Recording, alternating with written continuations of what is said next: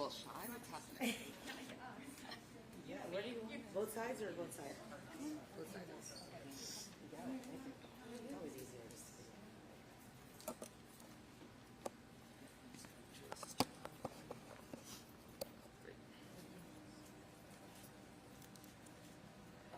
Hello, everyone.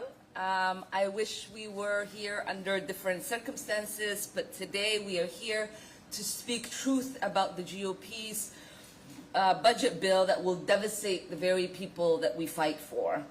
The bill Republicans passed is the most harmful, immoral budget we have seen in modern American history. It is a direct assault on working families in Minnesota and across this country. Let me tell you what this bill does. It slashes Medicaid, kicking 17 million Americans off their health care plans, thousands whom are in this district. This bill rips $186 billion from SNAP. That's food off the tables of our seniors, of children, and single mothers. People who are already struggling to get by.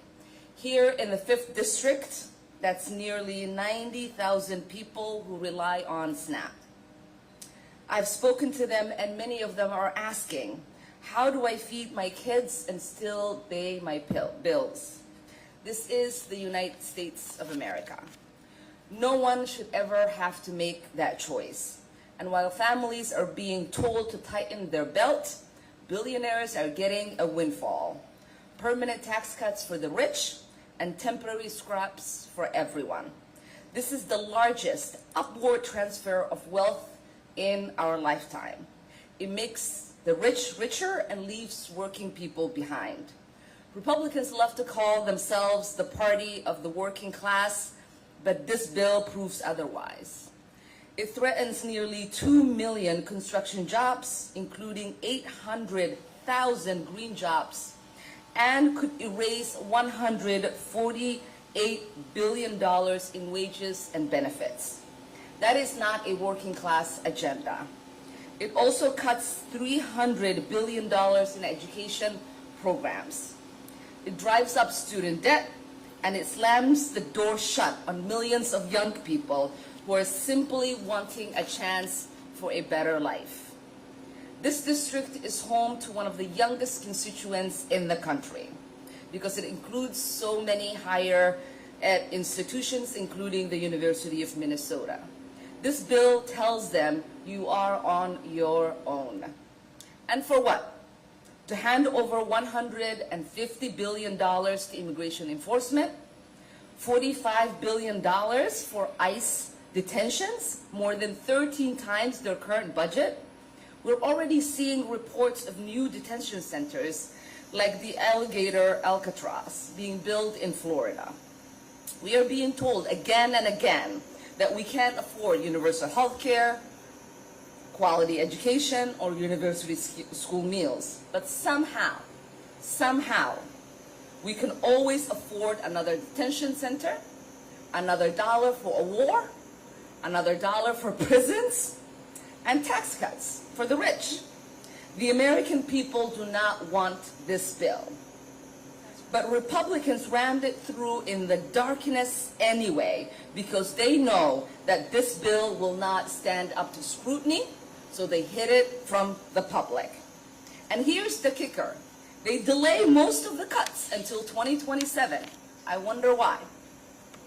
Why? Because they know just how unpopular this bill is. Because we have seen what happens when the powerful put profits over people.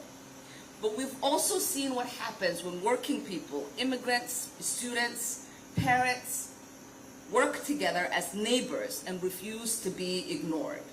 That's the spirit of Minnesota's 5th District.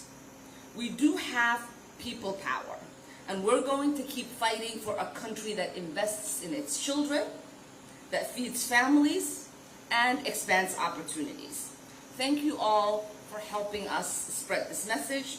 And next, I want to introduce my friend, the incredible Commissioner Irene Fernando.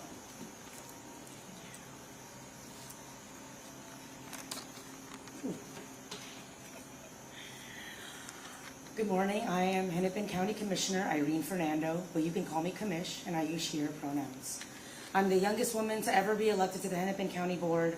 I'm the first Filipino American elected in the state of Minnesota, and I'm our first board chair of color in our 173-year history. I am a proud kid of immigrants, and I'm proud to be here on behalf of the county because counties are the caregivers of the government, and this bill slashes and decimates our ability to achieve our mission on behalf of the very people that we are dedicated to serve. I'm here to speak about two specific aspects of this bill: SNAP, or Supplemental Nutrition Assistance Program, and Medicaid. First on SNAP, this is about food. I want to be clear, this is about food. Every day, throughout the day, we must nourish our bodies, our minds, and our imagination to fight against this obscenely deplorable leadership.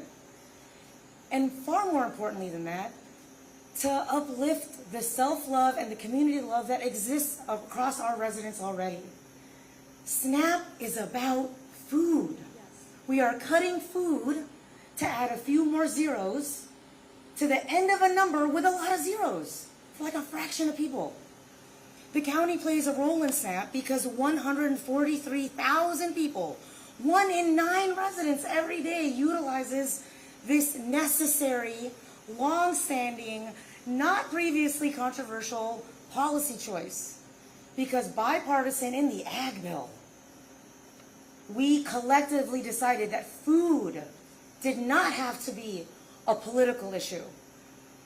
Last year in Hennepin, we were able to connect residents with $200 million in SNAP benefits. $200 million.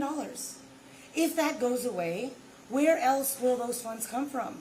How will we nourish our residents, our neighbors, our youngest children to dream and live the future that they deserve to have? As food costs continue to rise, the need for SNAP only increases. So it's not an imbalance. It's not just a wealth transfer. We are putting people in the negative to add more zeros to the end of a number with a bunch of zeros. Right. It's completely nonsensical. These are not in my notes. Yikes. Okay. Second, on Medicaid. Medicaid funds comprehensive health care through medical assistance for 1 in 5 county residents. Again, I want to express, SNAP is about food. Medicaid is health care. That's routine care to help prevent deeper and more expensive, more costly healthcare interventions. And that is routine care for our youngest children. Most children are receiving their health care through Medicaid. Most elderly are receiving their health care through Medicaid. So if we are further enriching a small population at the expense of our children and elders, then what does that say about us? What does that say about us collectively? And so I'm beyond grateful to Congresswoman Omar, all the elected officials here, far more importantly to the providers who are here, who are working day in and day out directly with residents in a time of fear and constructed chaos. Intentional, constructed chaos that we do not consent to. We will come together and join our voices to fight for elders and people with disabilities to receive the health care they need, to receive the behavioral health supports for over 30,000 residents in Hennepin County. It is not just an investment in the service, it is an investment in people's lives. We are talking about the basic human dignity inherent in a person, regardless of where they were born, who they love, how much money is in their bank, or what papers they may or may not have. Value comes from inherent humanity, and that is why we are here together today, because of the inherent shared humanity among each of us, not just here in the wonderful 5th District where I call home, but across the country, because it is only through collection together that we will move forward through this time period. And with that, I am grateful to get to introduce Senator Omar Fateh. Thank you so much, Commissioner, and I want to say thank you to our Congresswoman for putting this together, even though she placed me after Commissioner Fernando, who's hard to follow. So thank you so much. My name is Senator Omar Fateh. I'm the state senator representing Southside Minneapolis, District 62, and I also serve as the chair of the Senate Higher Education Committee. I'm here today to speak on some of the horrific impacts that Trump's once called Big Beautiful Bill will unfortunately have on college affordability and access to higher education here in Minnesota. We know that this bill will greatly slash Pell Grants by an average of $3,000 per grant. This will have an outsized impact on the most marginalized in our communities that rely the most on Pell Grants. Students of color, working class students, and students from rural areas will lose their ability to attend colleges and universities as a result of this bill. This will not just impact students here in Minneapolis within the district that I represent, but will have great impact on greater Minnesota students in rural areas, and we know that it will also have greater impacts on college campuses. We worked really hard the last biennium to fight towards increasing enrollment, especially on campuses that have been experiencing decades plus of enrollment declines. We know that there are campuses, red districts and blue districts, that are dependent on a thriving college campus, which means that when campus revenue goes down, then that means jobs are lost, jobs that hire locally within communities. That means less spending on local businesses. It will devastate local communities, especially in rural areas. In addition, as announced yesterday in the Star Tribune, the University of Minnesota will be forced to lay off 60 SNAP county educators that are funded by a grant that will abruptly be eliminated. SNAP educators provide vital resources for students to be able to access food and critical nutrition services. This will be extremely destabilizing both for the people losing their jobs suddenly and to students losing this needed service. In closing, the impacts of this bill on higher education in Minnesota cannot be underestimated. We have a lot of work ahead to make sure we can fight back and protect Minnesota students' access to higher education. And with that, I'll pass it off to my colleague, Representative Sidney Jordan.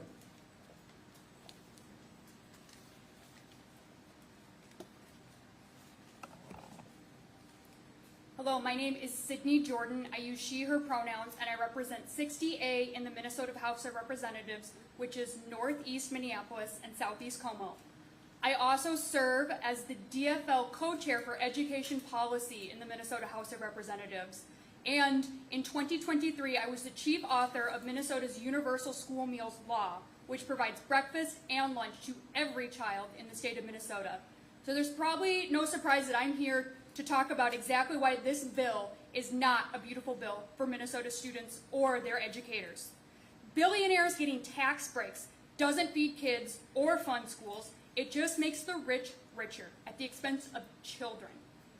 President Trump is already stealing money promised to our schools here in Minnesota, and this bill, which passed after school districts have already set their budgets for next year, will make educating kids harder with less money and less support.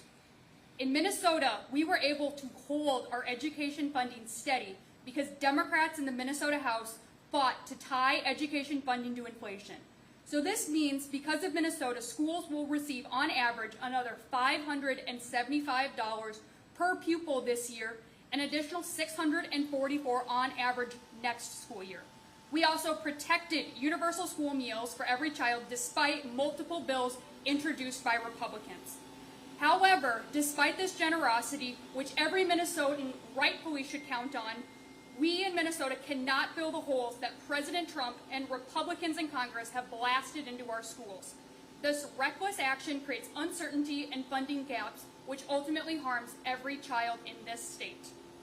This bill not only hurts students at school, but at home, where they and their families count on nutritional supports like SNAP. Our food shelves and banks, like the one we're standing in, count on nutritional supports and are bracing for the impacts of these cuts. They need stable and predictable funding, which this bill throws into question. As Senator Fateh said, the University of Minnesota Extension has already had to lay off 60 nutrition educators because of federal funding cuts, and more will follow because of this bill.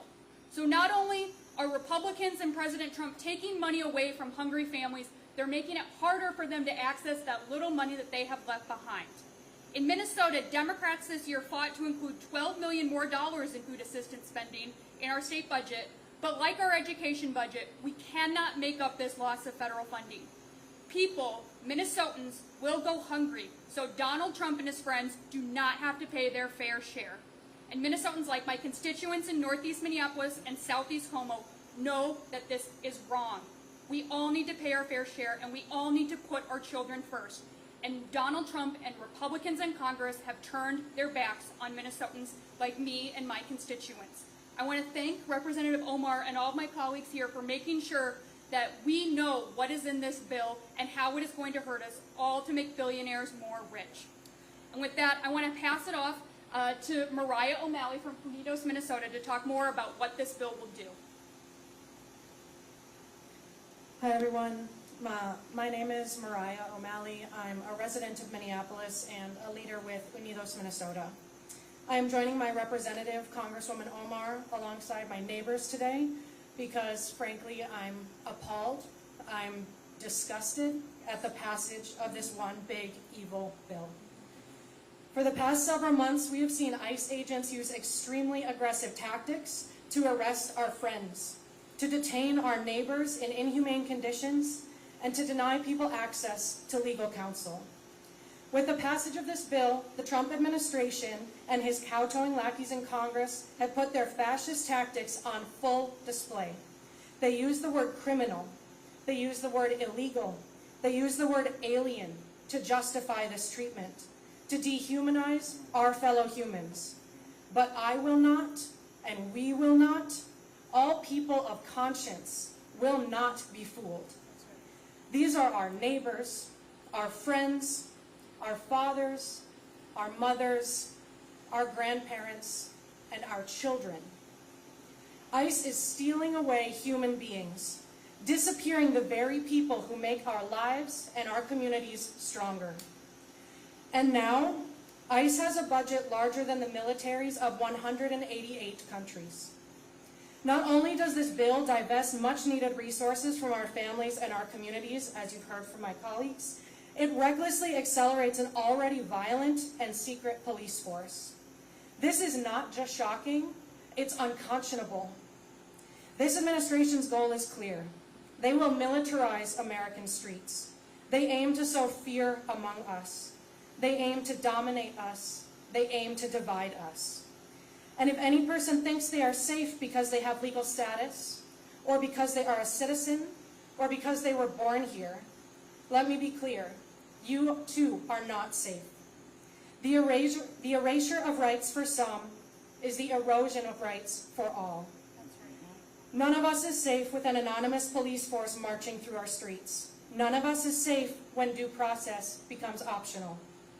I am here today to stand in solidarity with my immigrant family, friends, and community members, because now more than ever is the time to stand up. Now is the time for each of us to invest in powerful relationships with our neighbors. And now is the time to use our united voice and fight unwaveringly for the liberty and justice of all people. Thank you. I'd now like to invite Peter Wagenius of the Sierra Club. Thank you so much. I'm Peter Wagenius, Legislative Director at Sierra Club North Star Chapter. While he was seeking to return to the White House, Donald Trump held an energy roundtable with top oil and gas executives at his Mar-a-Lago club on April 11th, 2024. As reported in the Washington Post, Trump sought $1 billion in campaign contributions from industry executives in exchange for explicit promises to help their industries. Because of the big ugly bill, Americans are now going to start to feel the impact of Trump's corruption. Americans will feel it. Minnesotans will feel it in higher energy bills, job losses, and more pollution. Trump's priority is clear. Increase profits for oil and gas companies by increasing people's energy bills. Reduce the competition for oil and gas by preventing Minnesotans and Americans from paying less for cheaper electricity from solar, wind, batteries, which continue to drop and drop and drop in price. These energy provisions of the Big Ugly Bill are consistent with the broader goals of the Big Ugly Bill. Transfer wealth from most of us to those who already have the most. The big ugly bill is an assault on people's ability to afford their lives. The big ugly bill guts clean energy tax credits along with other clean energy investments that have reinvigorated economies, urban and rural, across the country. It will eliminate thousands of good-paying jobs and raise everyone's energy bills, increasing the average family's power bill by $110 next year and as much as $400 a year in the next 10, exacerbating the impacts of the energy burden on American households that are already struggling to put food on their table and pay their utility bills. As tough as this bill will be on Minnesotans, and it will be tough, it's actually going to be even tougher on our neighbors in neighboring states. Why the difference, you might ask? Local leadership is the difference. Unlike Congresswoman Omar's Republican colleagues, our local leaders, some of whom are here today, have recognized what has had, they're not trapped in the 90s and the aughts. They've actually noticed that solar and wind and batteries have dropped. They've noticed the impact of pollution. They've noticed that when there's more pollution, there's more asthma and other health problems. When there's more asthma and other health problems, there's more school absenteeism. When there's more school absenteeism, there's more educational gaps and harder school performance disproportionately for students of color. They've noticed all this, and they have decided, our local leaders, to embrace the future. So our energy grid in Minnesota will continue to get cleaner, improving all our health, including the health of our children. But it won't happen as fast as it would have if this bill hadn't been passed. And in our neighboring states, it will be even worse. It turns out, thanks to our local leaders, we know embracing the future works for environmental justice, for our climate, for our utility bills. Embracing fossil fuel campaign cash does not work for anyone. I'd now like to introduce former State Representative Ruth Richardson, who is President and CEO of Planned Parenthood.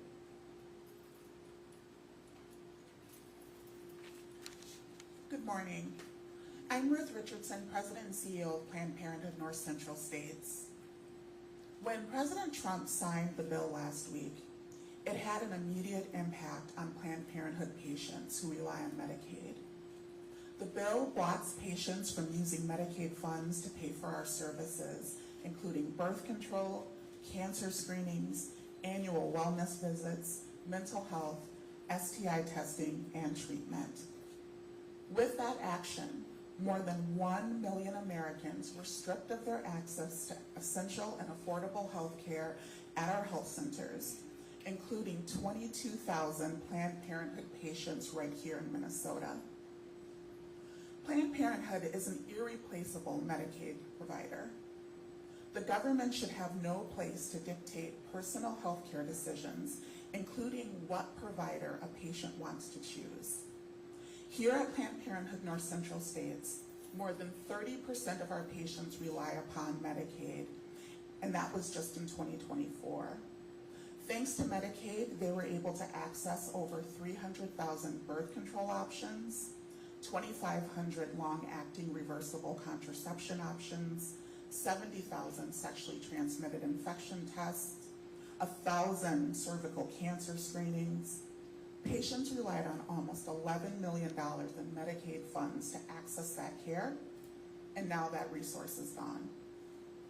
We know that some providers are not accepting patients with Medicaid, and we know that when access to care is cut off, the consequences are devastating. Cancers will go undetected, STIs will be left untreated, people will delay and forego care, and disparities that are already great in communities will increase.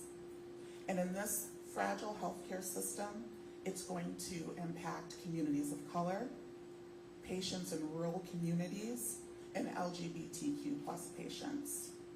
For generations, federal Medicaid dollars have supported our most vulnerable populations. This is about more than Planned Parenthood. When people are kicked off of their insurance and those who maintain Medicaid access are limited where they can go, the entire healthcare infrastructure will feel the impacts.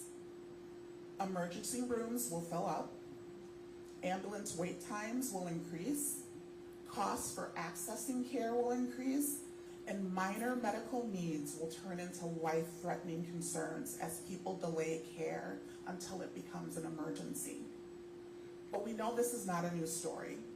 Since our founding, Americans have been forced to fight for control of their bodies and for their access to care. So we are going to continue that fight. We have been in this region for over 100 years, and we are here to stay. Our commitment to the mission remains the same, no matter what challenges they throw at us, no matter how many times we have to pivot or adapt. Planned Parenthood will continue to be here for our patients. I want to thank the Congresswoman for bringing us together today. Thank you, Ruth. Thank you, Peter, Mariah, Sydney, Omar, and Irene. With that, we will take questions if you all have any. For constituents who might feel, overwhelmed by this, helpless, or looking for some kind of way to get involved. We're telling them to connect with their communities any ways that they can, whether they feel comfortable in volunteering at a food shelf to try to alleviate some of the stresses that our food shelves, like the one here at Sabathani, is experiencing, whether it is volunteering and making sure that they're getting the word out in their elected offices. There are many ways for people to get involved in their communities. Know Your Rights for immigrant communities has been a way that attending those trainings and then providing those trainings to others has been a way to help with the anxiety that a lot of our immigrant communities, whether they're documented or undocumented, are experiencing. Would you also be able to just tie in the location that we're here now, why you chose this location, and why all of this impacts the people who come here?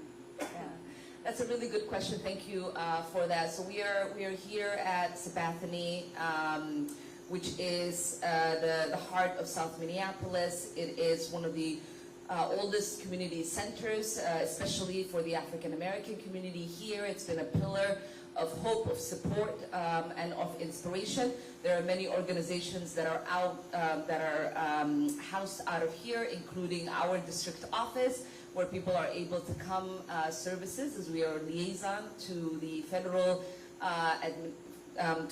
agencies. This food shelf is one myself and a lot of our staff has volunteered routinely. It is a place where people can come and get the nutrients that they need. And we know that when communities are devastated, they look to community centers and to their neighbors for support.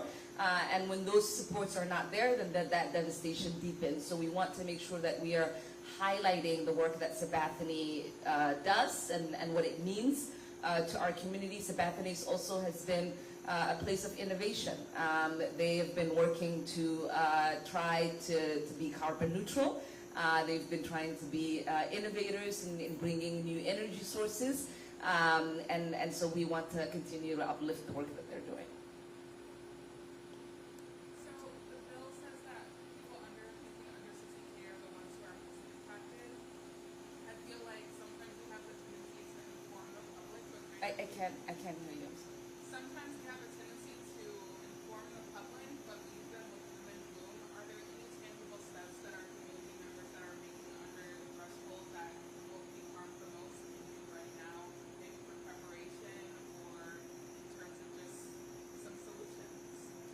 I mean, the reality is if you are a senior on a fixed income and you rely on the SNAP benefits and your Medicaid to help provide healthcare access for you or get that extra meal on the table, there's not anything that you can prepare for, right? And so we understand that this is not going to be one where like there's a contingency plan because this devastation is going to be felt by everyone. There's so many people who have their parents who are aging. They're looking to find a nice senior home. And a lot of those nursing homes might close down due to the negligence that this legislation provides in being insightful on what our country actually needs. rather than what the billionaires need in this country. So that you speak to, since the effects of this bill will be felt until 2027, are you expecting like the providers, the hospitals that will be hearing the white bills, is that going to start happening maybe this 2026, or what are you hearing? Yeah, I mean, we're already hearing ruler. It is immediate. So Planned Parenthood had to close down a lot of their services in the different states. Was it 7 states that you serve? 5 states. We're hearing rural hospitals and clinics that are already closed down. Many that are already planning. We know that over 375 rural clinics and hospitals are at risk. You know, I'm headed to Tennessee this week to help rally with some of my colleagues. We know that they've already had clinics and hospitals that have closed down. When we did our press conference at HCMC, we talked about how there is a collective. When you take away the healthcare access of so many people who are on the bottom, right? We're talking about seniors, we're talking about children, we're talking about pregnant women who rely on Medicaid, and then you have a hospital like HCMC that is required to provide emergency services. That means people are not going to have that preventive care. They're going to come in when they're sick. Hennepin County Hospital cannot turn them down. So that means the cost is transferred then to those of us who have private insurance. That means our deductibles will go up, and the hospitals might not be able to sustain that for too long. So that means services will start to shut down. We might not be able to get in line to have the appointment that we need when we need it. And ultimately, there are going to be hospitals that are already struggling, whether it's HCMC, North Memorial in our area. And so when those critical hospitals shut down, then it means all of us are impacted. It's not just going to be the poor people that everybody wants to kick in the nose. It's going to be all of us. And that is what we're seeing right now with Texas. We're seeing the flesh floods, people who were yippee about services being cut, who were cheering in Doge, who were saying nobody needs the government to help them. You know, you do for yourself. I don't care what you need. I don't want to help you. Now crying, as they should, saying we need support. And that's the thing, I think, as neighbors, as Minnesotans, as Americans, we have to realize all of what the federal government provides is a service for all of us. When we say, you know, our neighbor is lazy and doesn't need this service, it means when that service goes away, then it threatens the service that we get. And so it is about time that we become neighborly and that we fight this enormously devastating plan to make sure that those of us who, you know, do not have $1 million or $1 billion to donate to a presidential candidate are protected, and we only do that when we collectively understand that our destinies are tied together. One more.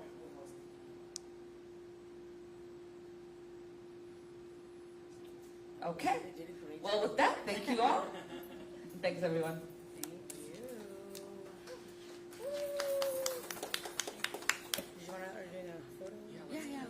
Picture with everyone. Shot, that's fun.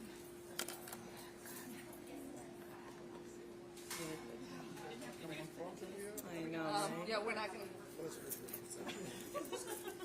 To the side? I'm sorry.